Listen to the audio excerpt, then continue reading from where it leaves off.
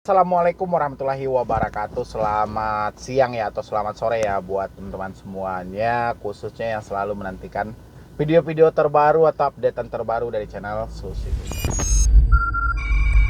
Terima kasih ya buat teman-teman semuanya yang selalu mensupport, mendukung channel ini dari awal sampai detik ini. Ya, Anda yang terus mensupport, mendukung, yang menjadikan channel ini sebagai landasan utama lah ketika Anda terjebak di pinjaman online dan Anda masuk ke sini, bisa menjawab beberapa pertanyaan Anda, bisa mengatasi beberapa pola pikir yang sempat mungkin mengarah yang merugikan diri sendiri ya. Dan semoga saja Solusi Utang selalu dengan visi misi yang tepat memberikan edukasi yang positif buat Anda semuanya ya. Oke. Dan saya umumkan juga sebelum kita membahas video, bagi yang mau bergabung ya dalam grup WA, silahkan. Tombol bergabungnya ada di bawah nama channel ini. Dan Anda silahkan mau bergabung, berdiskusi dengan saya, dengan rekan saya juga boleh, terserah Anda pilih di situ. Atau Anda butuh teman curhat untuk berbagi masalah pinjaman online, boleh ya. Dan nomornya sudah ada di situ, tersedia kok buat Anda semuanya ya. Hari ini ada yang bertanya kepada saya gagal bayar pinjol 7-8 aplikasi. Wow, cukup luar biasa ya. Dan ternyata dia sampai ada juga nih di 16 aplikasi. Dan bagaimana ini ceritanya dan bagaimana ini tanggapannya, saya akan memberikan tanggapan. Dan Anda semuanya juga boleh memberikan pendapat Anda di kolom komentar atau bertanya, dan mudah-mudahan pertanyaan Anda belum pernah saya bahas di YouTube dan saya angkat pertanyaan Anda menjadi konten video yang bisa menjawab pertanyaan Anda langsung. Nggak ada mepet waktu dengan pekerjaan ataupun apa, dan saya sempatkan untuk live streaming buat Anda semua untuk menjawab pertanyaan Anda ya. Oke, ini ada yang bertanya dari Aditya. Yang terhormat Bang Medi. Wow, terima kasih banyak ya. Saya sampai saat ini sudah 7-8 aplikasi Galbay. Ya, 7-8 aplikasi Galbay. WA nggak terhitung jumlahnya. Semua ancaman fintech, blacklist, telepon WA nggak pernah saya angkat. Saking kalutnya ini ya, terlalu banyak chat WA, terlalu banyak panggilan telepon, terlalu banyak, pokoknya serba banyak dan serba berlebihan gitu ya. Mulai dari ancaman, tekanan, sehingga orang-orang sudah malas, ngapain lah ini saya respon, udahlah biarin aja gitu ya. Mungkin Anda beranggapan seperti itu, dan saya juga mendukung hal-hal itu. Ngapain kita baca-baca ancaman, tekanan yang membuat kita drop sendiri.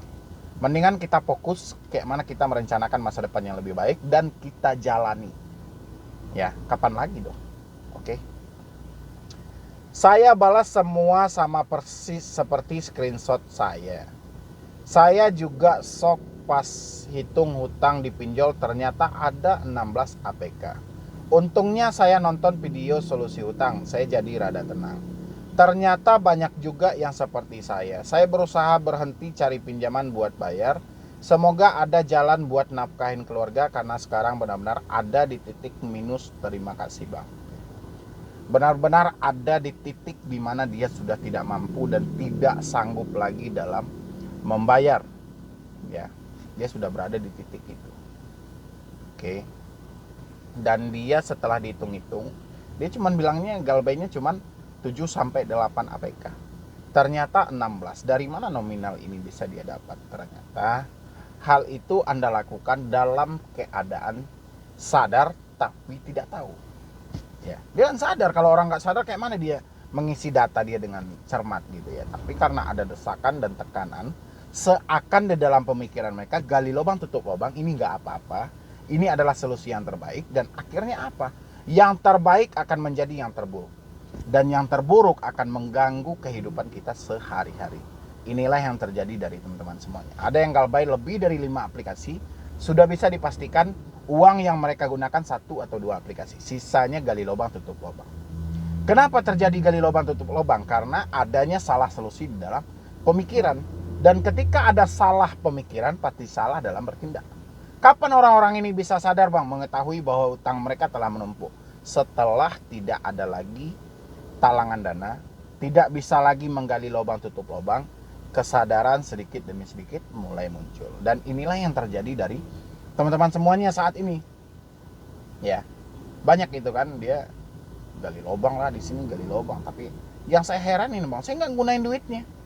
Benar Anda nggak gunain duitnya, secara data tetap data Anda, secara fakta duit dikirimkan kepada Anda. Nanti Andalah yang membayarkan, entah berupa perpanjangan, entah berupa hasil pencicilan gitu loh. Karena seperti yang saya terangkan di beberapa video, kalau kita sudah terjadi gali lubang tutup lubang, pencairan pinjol yang pertama tidak akan sama dengan pencairan yang kedua.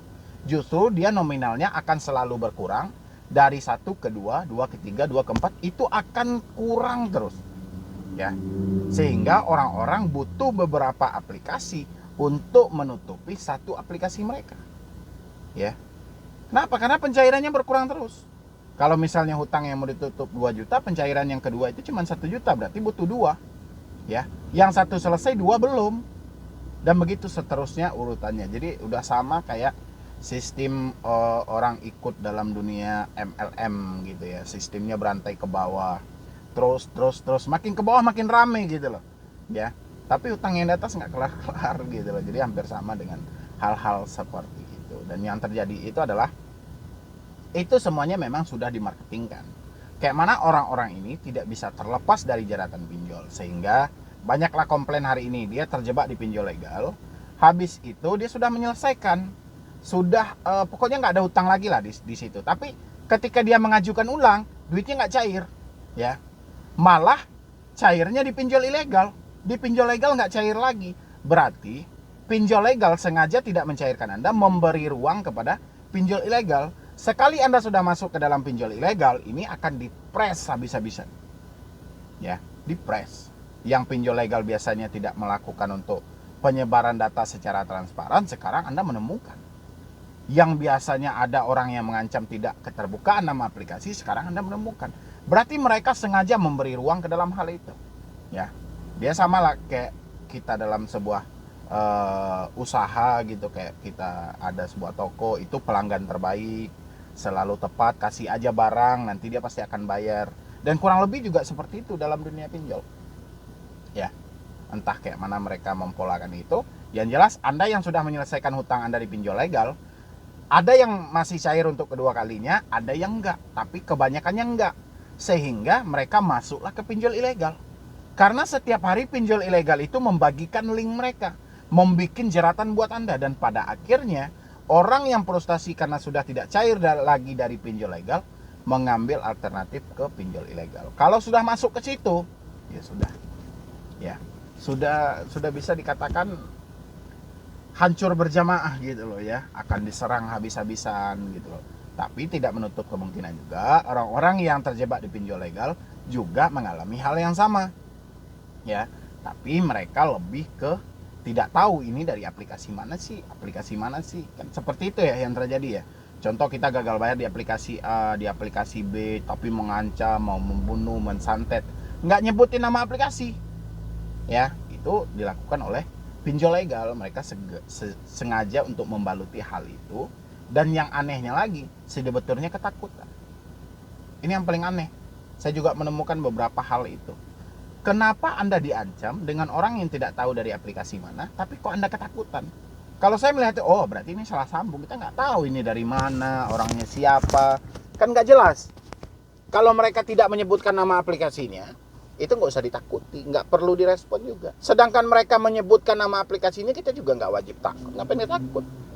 Ya, hutang piutang itu kan telah diatur dalam tata hukum perdata, itu kan sudah ada semuanya, ya, dengan one prestasinya sudah lengkap.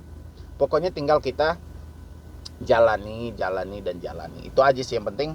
Benahi mental kita. Kalau memang setiap hari kita disibukkan hari ini dengan teroran dan ancaman, saya berharap jangan ada yang ketakutan, jangan ada yang kecemasan. Cuman sudah saatnya kita melangkah maju, kita memikirkan masa depan yang baik. Di samping pemikiran untuk masa depan ini, kita juga melangkah pelan-pelan. Apa yang bisa kita lakukan untuk mengembalikan beberapa aset yang telah hilang gara-gara pinjol misalnya gitu. Atau yang kita biasanya menyendiri, malu melihat orang-orang, lawan rasa takut yang ada dalam diri itu, tetap kita keluar, berkomunikasi dengan orang-orang sekitar, tetap kita bermasyarakat. Dengan sendirinya hal itu akan hilang dengan sendiri. Tapi kalau kita terus-terusan memendam, dia akan tumbuh dia. Rasa takut itu akan menjadi besar.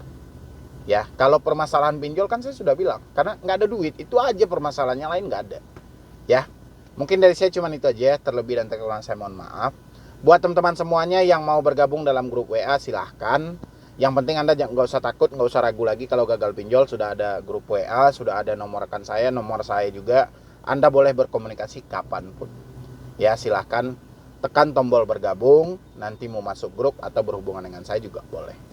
Ya, jadi sekian dulu dari saya, Medi Broni. Wassalam.